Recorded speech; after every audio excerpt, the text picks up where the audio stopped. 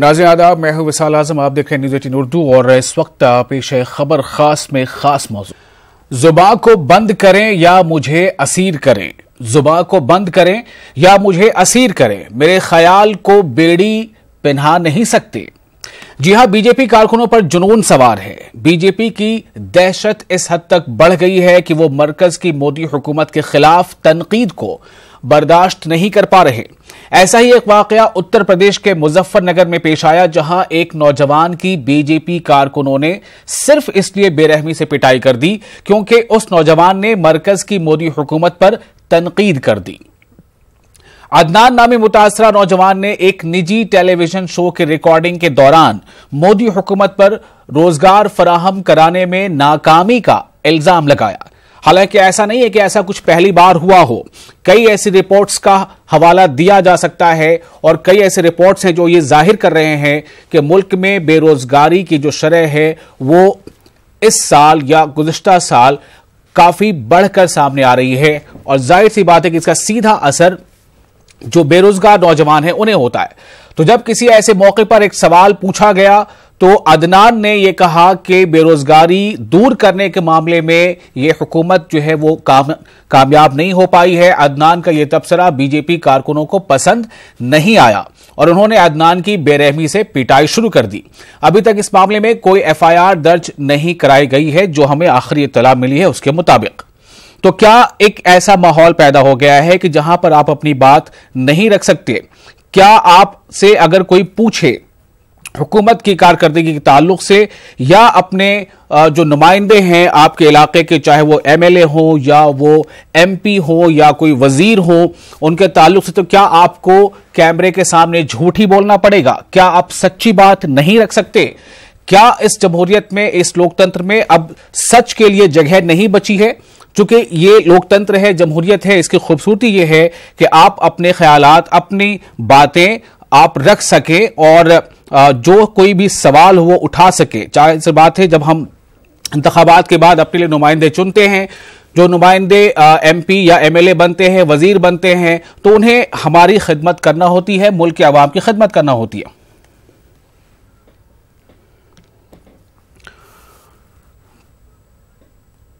तो इस मौजू पर हम खास तौर से गुफ्तगू करेंगे कि आखिर ऐसे हालात क्यों पैदा हो रहे हैं और क्या अब यह समझा जाए कि जमहूरियत में सच बोलने की या हम सबको अपनी अपनी बातें रखने की जो जगह है वो खत्म होती जा रही है। हमारे साथ तीन खास मेहमान जुड़ रहे हैं। कमर अली हैं जो बीजेपी की नुमाइंदगी करेंगे, जितेंद्र वर्मा हैं जो तर्जुमान हैं समाजवादी पार्टी के, और साथ ही साथ आमिर साबरी हैं, सोशल वर्कर हैं और सहाफी हैं। आप तीनों का बहुत बहुत इस्तकबाल है। आमिर साबरी साहब, सबसे पहले आपके पास में आ रहा हूं। क्या जमहूरियत में ऐसे नज़ारे अब देखने को मिलेंगे, यही रह गया है? क्या जमहूरियत की पहचान बदल गई है? क्या अगर कोई माइक या कैमरा लेकर आपके सामने आए, कोई सवाल करे, तो क्या आप वो बात नहीं कर सकते जो आपके दिल में है? आपको वही बात करना पड़ेगा जो वो सुनना चाहते हैं?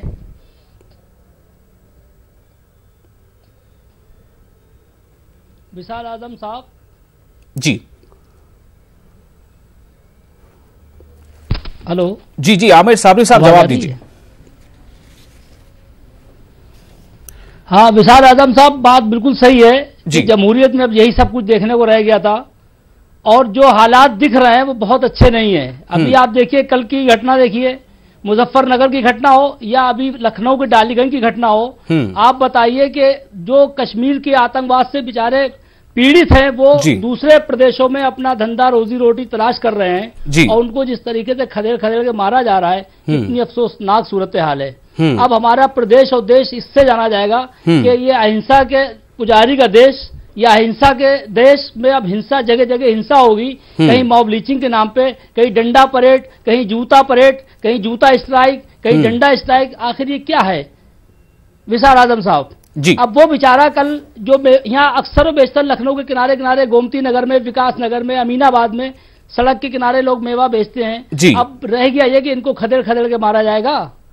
हमें जब बॉम्बे के अंदर या गुजरात के अंदर हमारे उत्तर प्रदेश के, बिहार के लोग मारे जाते हैं तो कितना अफसोस होता है। हम लोग कितना आंदोलन, धरना, प्रदर्शन करते हैं और अब कश्मीर के लोग यहाँ पनाह ले रहे हैं, वहां के आतंकवाद से परेशान होकर के, मुतासिर होकर के यहाँ बेचारे बिजनेस कर रहे हैं, उनको इस तरीके खदेड़ कर मारा जाना बहुत अफसोसनाक है। और इसकी जितनी मजम्मत की जाए, जितनी निंदा की जाए विशाल आदम साहब, मैं समझता हूं उतना कम है। ठीक है, एक सवाल और है, छोटा सा जवाब दीजिएगा, फिर मैं दूसरे मेहमानों के पास जाऊंगा, फिर आपके पास आऊंगा। सवाल यह है आपसे कि क्या आपको नहीं लगता कि जो जमहूरियत में कायदे कानून और उस पर अमल आवरी के लिए जो सिस्टम है, जिसे हम स्थानीय प्रशासन कहते हैं, लोकल इंतजामिया कहते हैं, जिला इंतजामिया कहते हैं, क्या जिला इंतजामिया जो है, पुलिस जो है, क्या उसके भी मतलब हाथ में कुछ नहीं रह गया है? उसका इकबाल कहां चला गया? एक डर हुआ करता था कि अगर हम ऐसा कुछ करेंगे तो हमें कानून के शिकंजे में जाना पड़ सकता है, पुलिस कार्रवाई हो सकती है।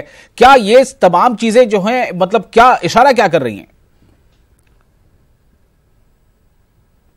अरे विशाल आजाद साहब, बड़ी बात यह कि डर तो छोड़ दीजिए, जब पीएसी वालों के साथ ये बजरंग दल के और विश्व हिंदू परिषद के गुंडे जब ये मारेंगे तो कहां कानून, कैसा कानून, कौन सा कानून? संविधान को पैरों तले रौंद रहे हैं, कानून की मान नहीं रहे, सुप्रीम कोर्ट की मानते नहीं, काहे का कानून साहब? जब पीएसी और पुलिस वालों के साथ गुंडे मिलकर ये हरकतें कर रहे हैं तो अब तो इससे बड़ा और अब हमें क्या देखना रह गया है? मुझसे बेहतर आप भी जानते होंगे। जी, कमर अली हमारे साथ हैं बीजेपी से और जितेंद्र वर्मा है समाजवादी पार्टी से। कमर अली साहब, आपके पास में आ रहा हूं। ठीक है, ये आपकी पार्टी के लोग हैं जिन्होंने ये मारपीट की है, लेकिन मैं आपसे जानना चाहता हूं कि आखिर फिर क्या जरूरत है रैलियां करने की और एक इलेक्शन कैंपेन करने की और पोल करने की या फिर सर्वेज करने की? भाई सीधे सीधे कोई एक ऐसा नियम बना दिया जाए कि भाई एक तरफा वोट होगा या एक तरफा रायशुमारी होगी। क्या आपको लग रहा है कि इसमें जमहूरियत में बोलने की आजादी खत्म हो रही है? आखिर अदनान का क्या बुरा था अगर उसने ये कह दिया कि एम्प्लॉयमेंट जो है वो नहीं काबू हो पाया, उस एम्प्लॉयमेंट नहीं मिल पाया नौजवानों को?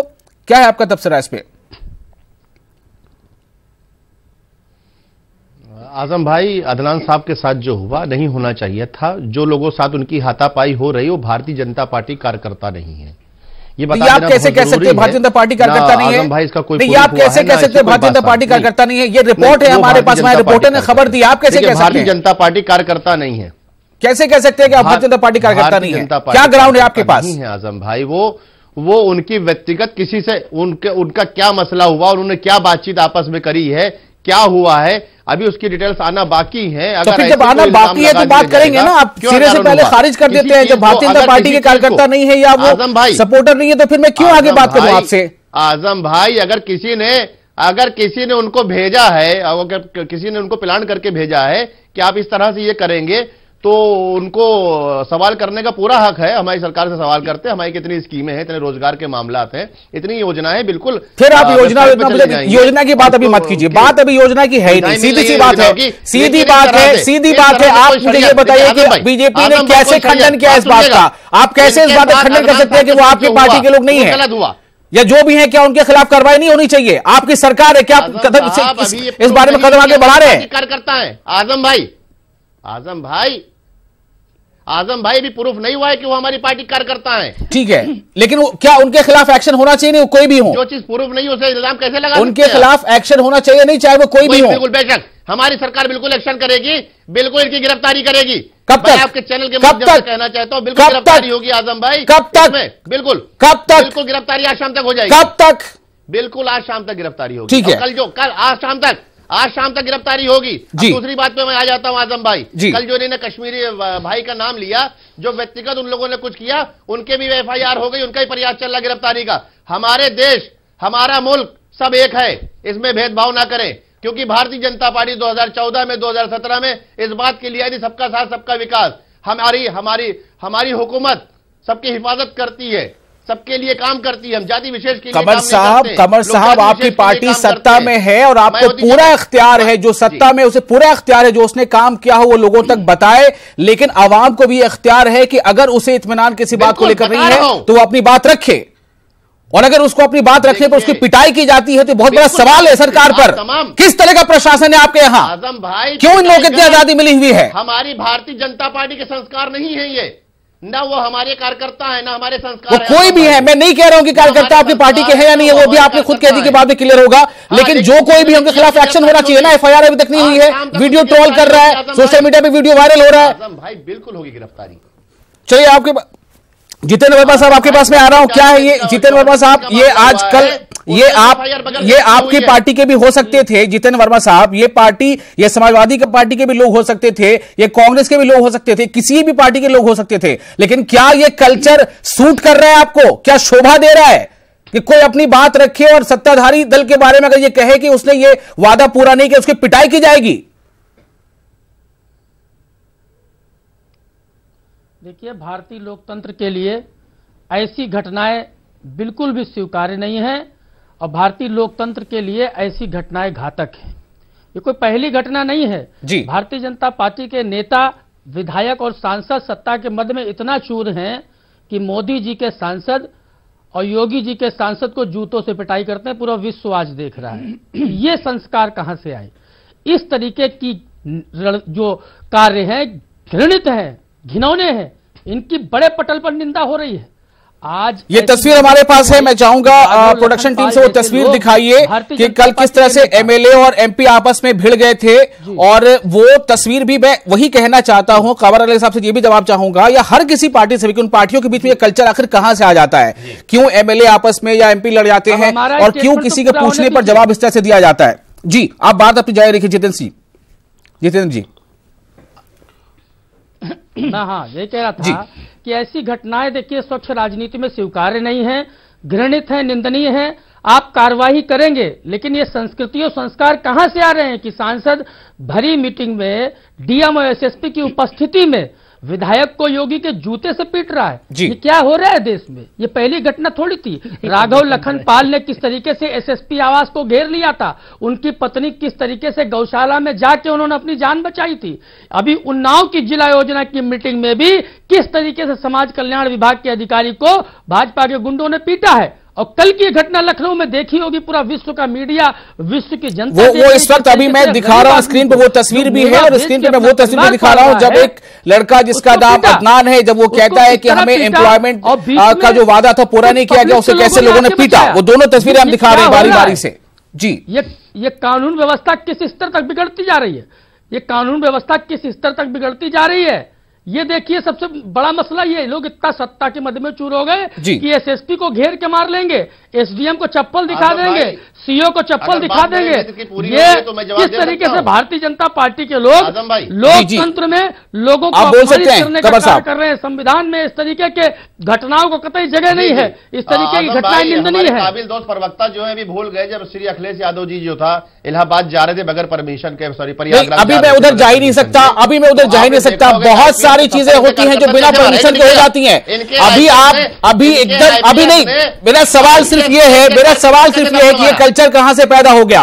मेरा सवाल सिर्फ ये कल्चर कहां से पैदा हो गया? ये बीजेपी के सांसद माननीय कहे जाते हैं, आपकी पार्टी के हैं, दुनिया की सबसे बड़ी पार्टी कही जाती है, वो सरेआम मीडिया के सामने अपने ही एमएलए को जूते से पीट रहे हैं। ये कल्चर कहां से आ गया बीजेपी में, आपकी पार्टी में? गलत बर्दाश्त नहीं होता है। ये पार्टी में कहां से आपके कल्चर आ गया? आप इसका जवाब दीजिए। ये गुस्सा कहां से आ रहा है, कौन सा दे रहा है इसे? पार्टी को इन लोगों ने जो घटना अंजाम दिया, लोग अब भारतीय जूता पार्टी करने लगे, इन्हें पता ही नहीं है। उनका व्यक्तिगत हुआ था, पार्टी ने हमारा में यही चल रहा है। भारतीय जूता पार्टी बना दी इन लोगों ने, भाजपा के नेताओं ने। ये ऐसे बैठ जाते हैं बिल्कुल चोला ओढ़ के शराफत का, कि इनके क्या मुख्यमंत्री जनाब अखिलेश यादव जी हुआ करते थे। इस तरीके की कोई घटना समाजवादी पार्टी में कभी नहीं हुई। सर कमर साहब वो क्या करते थे पिछले, पहले क्या करते थे, जब जिसे मौका मिलता है उसे तो सुधारना चाहिए ना। कानून का डंडा अभी आपके पास है, भाई एक मिनट, हमारी कानून अभी आपके पास है, सत्ता अभी आपके पास है, तो आप पिछले एग्जाम्पल क्यों देते हैं? आप ये बताइए कि आपके सत्ता में रहते हैं ऐसा क्यों हो जाता है? आजम भाई, सांसद विधायक में, आजम भाई जी बोलिए। अगर विधायक में, अगर उसमें सांसद में कोई आपसी मनमुटाव हुआ तो उसको हमारे प्रदेश अध्यक्ष ने संज्ञान लिया, उस पर कार्रवाई हमारे करने जा रहे हैं। हमारे अब करने अभी भी कार्रवाई नहीं हुई है, अभी भी कार्रवाई नहीं हुई है। कितना वक्त लेंगे आप? पीडब्ल्यूडी मंत्री जूते से मारा जा रहा है, दूसरे एक सांसद विधायक को मार रहे, क्या बात करते हैं? अभी भी कार्रवाई नहीं हुई है। खैर, किस तरह से मुजफ्फरनगर में एक शख्स को पीटा जाता है, तब जब उससे सवाल किया जाता है कि मौजूदा हुकूमत की कारकर्दगी पर आपकी क्या राय है, जब वो कहता है कि मोदी हुकूमत ने या मौजूदा हुकूमत ने अनएम्प्लॉयमेंट को काबू करने में वो नाकाम रही है, एम्प्लॉयमेंट यानी बेरोजगारी बढ़ती ही जा रही है, तो उसे कुछ लोग पीट देते हैं। कहा यह जाता है कि वो बीजेपी से जुड़े लोग हैं। हालांकि हमारे मेहमान जो स्टूडियो मौजूद वो कह रहे हैं उनका बीजेपी से ताल्लुक नहीं है, लेकिन जाहिर सी बात है गुस्सा आखिर किसे आएगा? जब आपकी बुराई हो रही है तो आप पिटाई करने वाला जिसके नाम पे फेवर में पिटाई करता है लोग उसी से उसका नाम जोड़ेंगे। मेरी समझ में तो ये आता है। दूसरी तस्वीर यह है कि किस तरह से बीजेपी के दो नेता, वो नेता ही नहीं है बल्कि चुने हुए हैं, माननीय हैं, एक सांसद है, मेंबर पार्लियामेंट, एक विधायक है, एमएलए, और सांसद जो है एमएलए को ये कहते हैं कि मेरा बूट सबसे मजबूत, यानी मेरा जूता सबसे। देखिए जिस तरह से पिटाई कर रहे हैं उससे तो यही लग रहा है कि वो यही बताना चाह रहे हैं शायद। तो सवाल यह पैदा होता है कि एक तरफ अगर फरवरी 2019 में हिंदुस्तान में बेरोजगारी की शरह बढ़कर 7.2% पहुंच चुकी है। ध्यान दीजिएगा आप सब लोग, बेरोजगारी की शरह 7.2%, 7.2 पहुंच चुकी है। CMIE की रिपोर्ट में यह बात सामने आई है। तो क्या अगर आपसे कोई पूछता है कि आप बेरोजगारी के मामले पर आपकी क्या राय है, तो आपको झूठ ही बोलना पड़ेगा, क्योंकि अगर आप सच बोलेंगे तो आपको पीटा जाएगा। सवाल आपसे, आबिद साहब मैं फिर से एक बार आपके पास आ रहा हूं। ये कल्चर जो है कि इसको क्या हवा दी जा रही है, इसे रोका जा सकता है?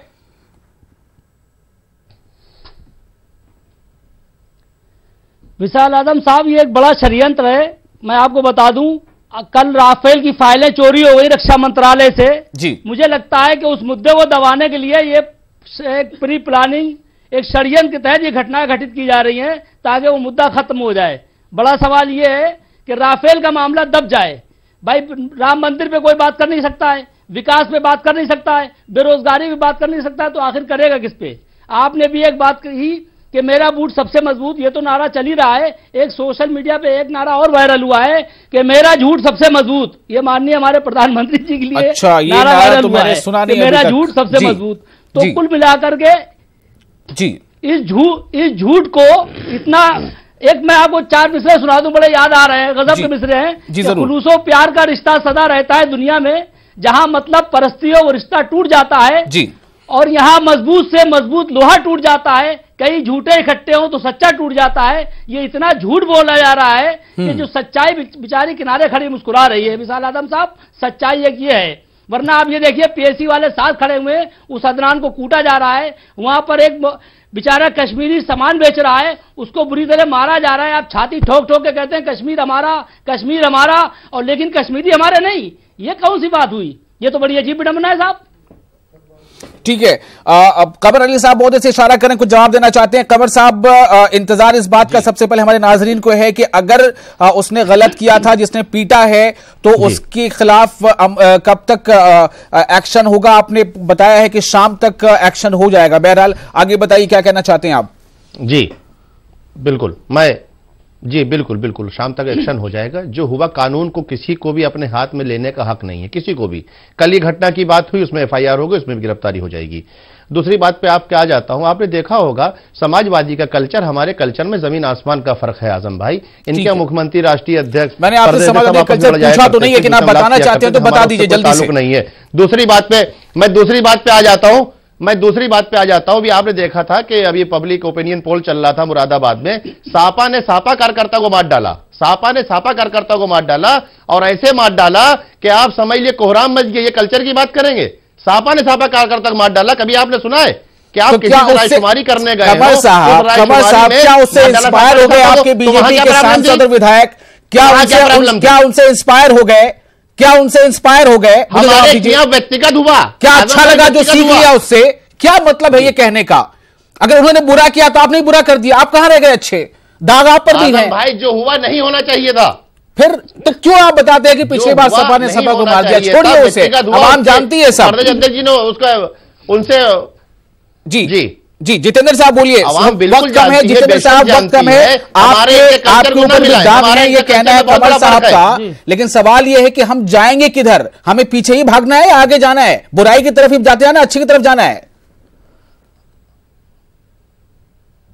देखिए, पूरे विश्व ने देखा है किस तरीके से मोदी के सांसद ने योगी के विधायक को जूतों से पीटा है, और क्या संस्कार है और क्या संस्कृति है। पूरा देश देख रहा है, पूरे देश की पब्लिक देख रही है, मीडिया देख रही है। आज जब जनता इनके झूठे वादों पर कि इम्प्लीमेंट हुआ कि नहीं, वादे पूरे हुए कि नहीं, प्रश्न पूछती है तो ये उसको या तो देशद्रोही कह देते हैं या पीटने लगते हैं।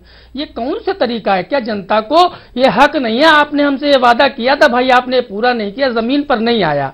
ये ठोको नीति का परिणाम है। मुख्यमंत्री जी को ठोको नीति कि कोई जाके जनता को पीटने लगता। बताइए, आप मेवा बेचने वाले गरीब आदमी को खींच के मार रहे हो भगवा झंडा पहन के, इससे कितना गलत इंप्रेशन उत्तर प्रदेश का जा रहा है, सरकार का कितना गलत इंप्रेशन जा रहा है। कानूनी कार्रवाई हुई आजम भाई ने नहीं बोला था। कश्मीर में लोग दर्शन करने जाते हैं, ऐसे हमारे लोगों पर कोई रिएक्शन वहां कुछ हुआ तो कितना गलत संदेश जाएगा। ये लोग दरअसल कोई काम किए नहीं, तो अब कोई रास्ता ढूंढ रहा है किसी तरह से दंगा भड़के, कम्युनल बात हो, दंगों वाली पार्टी समाजवादी है, दंगा भड़का दो। अरे दंगों वाली पार्टी समाजवादी है आजम भाई। बताइए, हनुमानगढ़ी में कश्मीर में दुर्गा के दर्शन के लिए लोग जाते हैं, तो मां दुर्गा के दर्शन में अगर कोई घटना घटित होगी कौन जिम्मेदार होगा? क्या सरकार जिम्मेदारी लेगी? क्या इस तरह की घटनाओं की निंदा होने के साथ ऐसी घटनाओं को रोका नहीं जाना चाहिए? ये मुख्यमंत्री की जो भाषा है, प्रधानमंत्री की जो गलत भाषा है, ये निचले स्तर की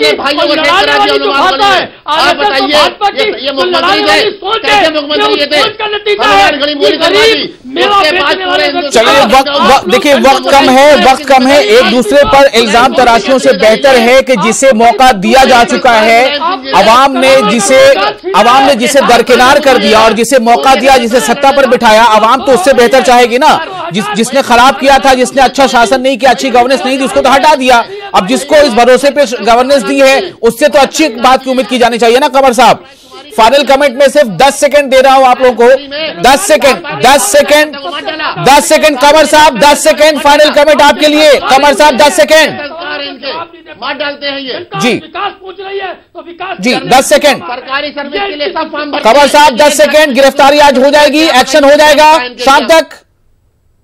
कमर साहब एक्शन हो जाएगा शाम तक। 10 सेकंड। हम एक जाति विशेष के लिए काम नहीं करते, सबके साथ सांसद को गिरफ्तार करके जाति विशेष के लिए काम करते हैं, हम सबके लिए चलिए, ये नहीं चुप होंगे। अब ये बोलने पे आ गए हैं, उन्हें नीचा दिखाना एक दूसरे को। लेकिन सवाल ये है कि अवाम जो है वो किसे ऊपर बैठाती है, किसे नीचे लाती है। मौका फिर आने वाला है अवाम के हाथ, और अवाम को ये फैसला लेना है कि अब वो किसी इक़्तिदार में रखे, किसी इक़्तिदार में न रखे। बहुत बहुत शुक्रिया आप तमाम लोगों का, मेहमानों का और हमारे नाज़रीन का भी जो हमारे साथ आप बने रहे।